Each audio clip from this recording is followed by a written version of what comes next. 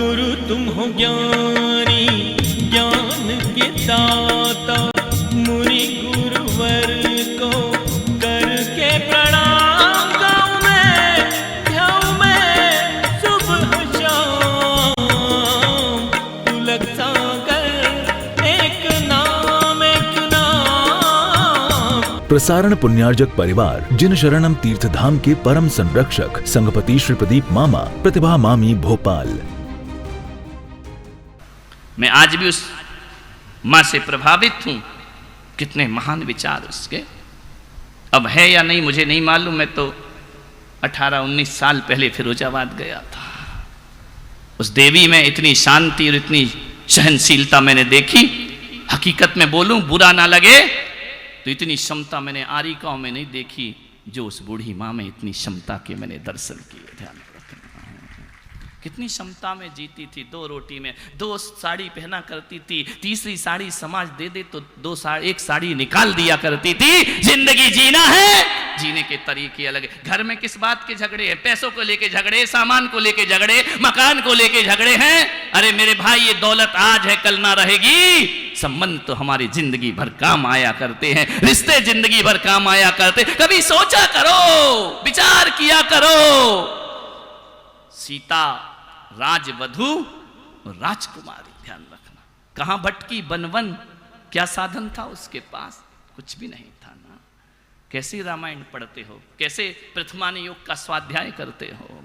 कुछ भी नहीं था। एक बात करिए, आपसे निवेदन है, थोड़ी थोड़ी बातों को लेकर जिंदगी को बर्बाद मत करो। भूत को लेके, भविष्य को लेके झगड़े हो जाते हैं। एक पति पत्नी थे, मेरा चातुर्मास हुआ, बाजू में उनका मकान था। सुबह सुबह लड़ने लगे, रात में लड़ने लगे। रात में तो हम लोग आराम से सो रहे थे। सुबह पाठ करे, हम लोग साधु बैठे कि पाठ करें भगवान का सुमरन, बाजू से शुरू लड़ाई झगड़े। लड़ते लड़ते आंगन में निकल आए। अरे मैंने कहा अब तो मामला नियंत्रण रेखा से बाहर पहुंच गया है। मैं छत पे गया, मैंने कहा इधर आओ, क्यों झगड़ रहे हो? सुबह सुबह झगड़ रहे हो? भगवान का नाम लो, प्रभु का स्मरण करो।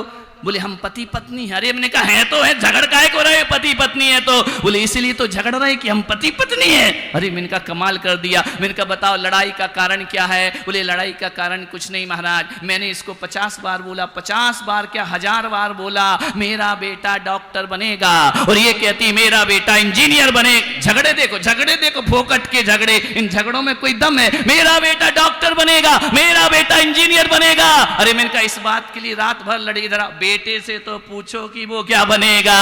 तुम ही आपस में लड़े जा रहे हो। पति ने पत्नी को देखा, पत्नी ने पत्नी को देखा, दोनों ने देखा, शांत हुए। बोले बेटा तो अभी पैदा ही नहीं हुआ है।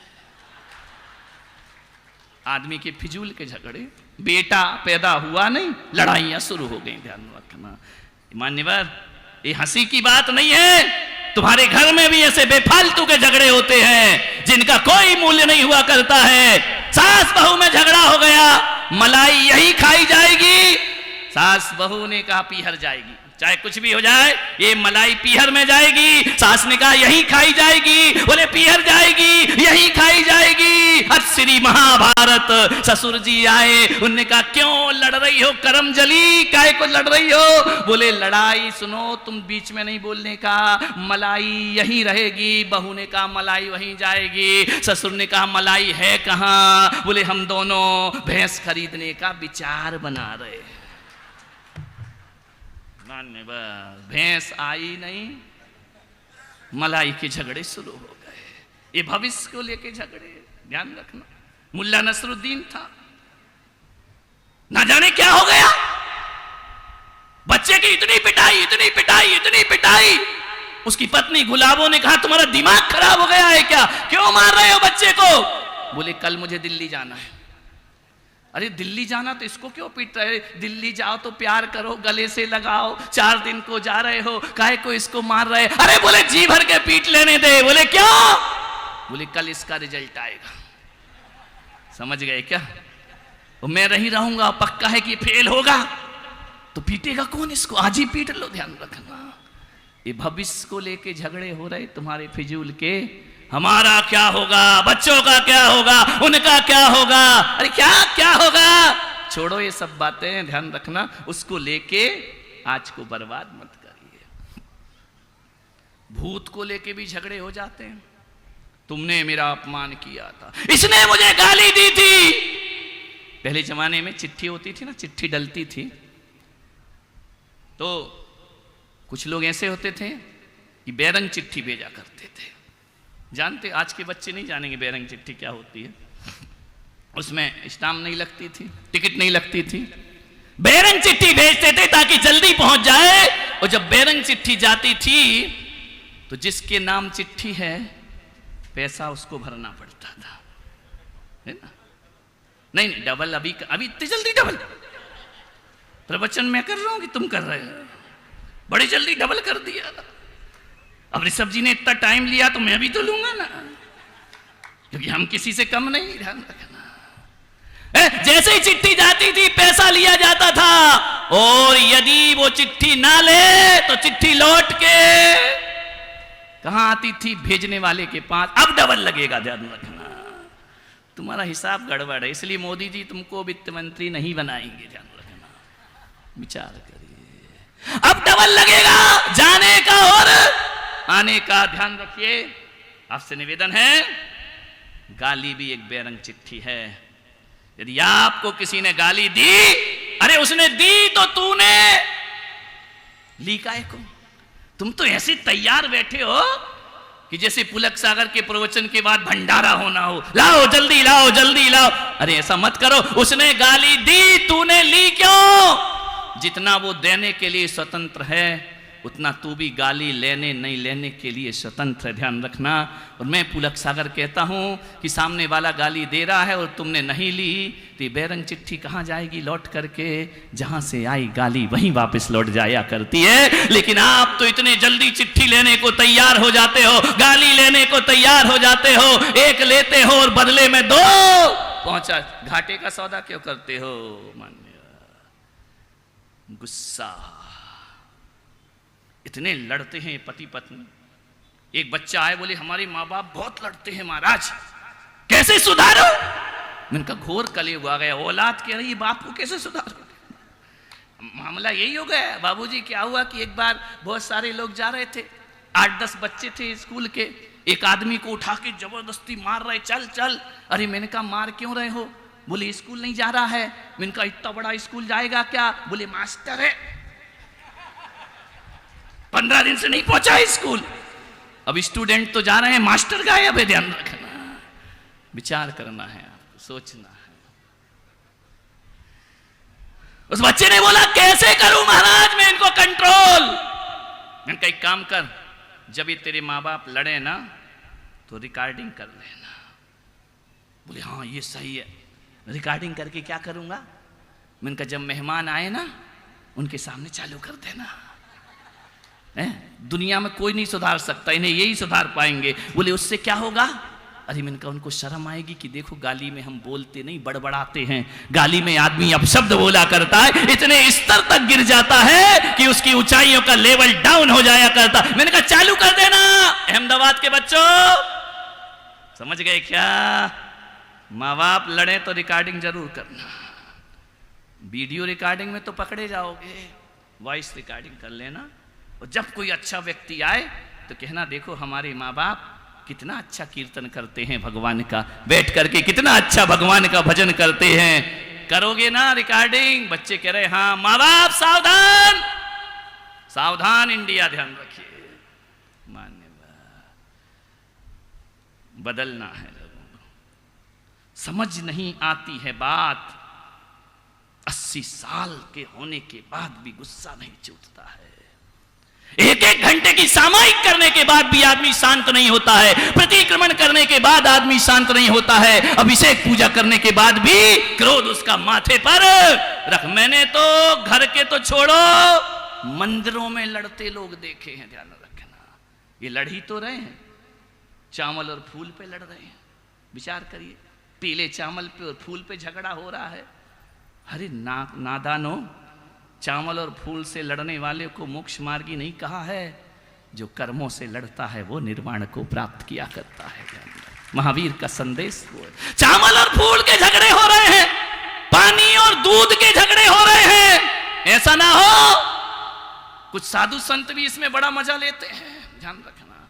जहां दूध नहीं वहां पानी चला देते हैं। मान्यवर ध्यान रखिए, साधुओं को क्या लेना देना है। वो श्रावक की भक्ति है, उसका मन करे तो फूल चढ़ाए, मन करे तो पीला चावल चढ़ाए, उसका मन करे तो 10 जल से अभिषेक करे, उसका मन करे तो दूध से अभिषेक करे। साधु संतों को समाज को तोड़ना नहीं चाहिए, समाज को लड़ाना नहीं चाहिए, समाज की परंपराओं पर कुठाराघात नहीं करना चाहिए। ध्यान रखिए, ये तो भक्ति है, भक्ति में कोई कानून नहीं तो आने वाली समाज, अभी तो हम दिगंबर श्वेतांबर हुए हैं, अभी 13-20 हुए हैं, आगे आने वाले हमें लोग कहेंगे ये पानी वाली समाज है और ये दूध वाली समाज है। ध्यान रखना, एक दूध वाले हो जाएंगे और एक पानी वाले हो जाएंगे। क्यों लड़ते हो मेरे भाई व्यर्थ की बातों पे? घर में लड़ो तो लड़ो, मंदिर भी नहीं छोड़ा करते हो। एक आदमी ने बोला, महाराज जब मैं अहमदाबाद आया 13 पंथी हो या 20 पंथी? अरे मैंने कहा 13-20 लफड़ा क्या है? बोले आप 13 पंथी हो या 20 पंथी हो? मैंने कहा मैं तो कोई पंथी नहीं हूं। ध्यान रखना, ना मुझे फूल चढ़ाना, ना मुझे चावल चढ़ाना, ना मुझे दूध से नहलाना, ना मुझे पानी से नहलाना, मेरा तो कोई रोल ही नहीं है इस पंथ में। और ये पंथ काय के हैं? आधे घंटे के पंथ जिंदगी भर की दुश्मनी बन जाया करते हैं मेरे भाई। पूरे 22 घंटे हमारे खराब कर दिया करते हैं। आधे घंटे की पूजा ने आदमी को आदमी से तोड़ दिया, आधे घंटे के विवादों ने इंसान को इंसान से तोड़ दिया। मंदिरों में क्रोध करते हैं लोग, मंदिरों में भी क्रोध करोगे तो शांति का प्रस्ताव कहां से पास होगा मेरे भाई?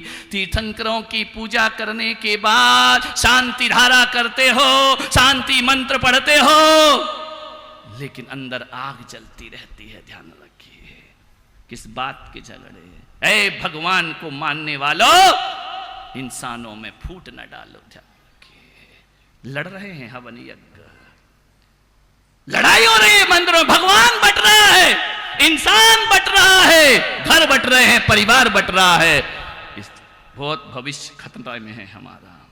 मैंने कहा मैं पुलक सागर, ना मैं 13 पंथी हूं ना 20 पंथी हूं।